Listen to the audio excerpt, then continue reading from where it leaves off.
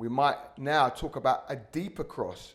So we might talk about these crosses where, say for example, if we see that this player, this defender is coming to shut us down, we might just whip the ball in and get players coming in and meeting the ball to get strikes goal.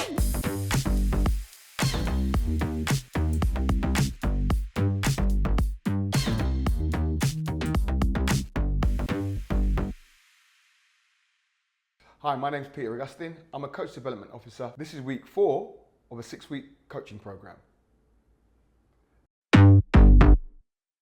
We're going to start this practice with a little arrival activity. Now, again, if you've got enough time to do an arrival activity, this is a great one. What I use this arrival activity, which is this one here, just before a game. So my team, when we're playing, and I want to get them nice and sharp before we go into the main practice, we do this arrival activity. And what it is, we play with a 4v4 in here. And what the idea of this practice is that the players on the inside, they've got to make 4 passes using the players on the outside who are their teammates. Once they've made the 4 passes, they can score any one of the 2 goals. So the idea about this is, can we get the ball out wide to create a little bit of space so we can get onto the ball? And then, once we do that and we've made our 4 passes, can we then score? And do we understand and do we appreciate where we are on the pitch to be able to score that goal? Now, there's loads of different ways that you can add different progressions to this practice, but I use this, and we have 3 rounds of this before we go into our main practice.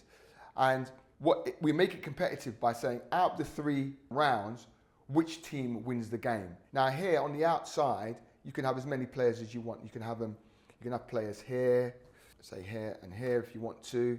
You can have multi-players here. And these players, if you want them to, they can move around anywhere on the outside.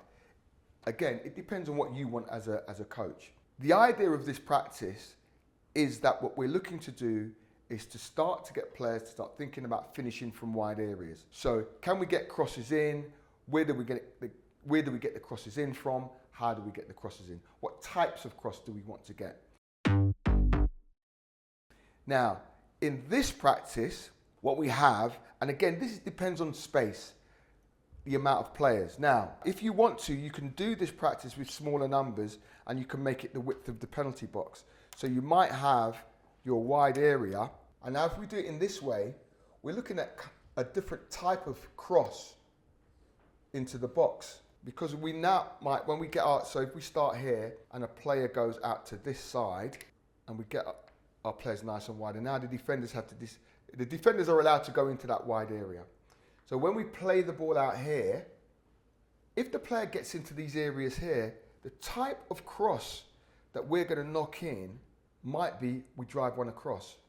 It might be that we pull one back. It might be we go to the byline and pull it back. If we then make the pitch wider, we might now talk about crosses to the back post, say for example, and we get maybe a header or a volley or what have you. We might now talk about a deeper cross. So we might talk about these crosses where say for example, if we see that this defender is coming to shut us down, we might just whip the ball in and get players coming in and meeting the ball to get strikes at goal, either in the air or on the floor.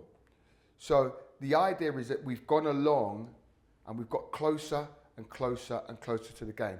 Now, obviously, if the yellow team now win the ball, they can now attack, and they can attack the blue team, and the blue team will have to recover to try and stop that happening.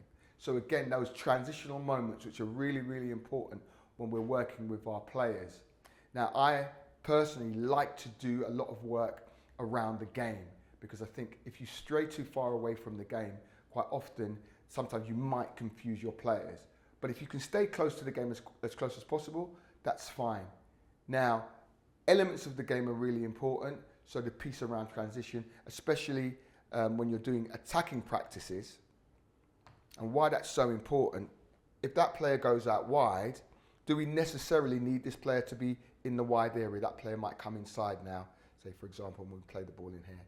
And now we're looking at, can we get the ball into our forward players who should be making runs forward. Now, obviously, if it's one, again, we get this idea of the quick breakaway, and then we go and we score. But again, everything is contextual. What's the context? What space do you have? How many players do you have? All those things are really, really important whenever we're designing any practice.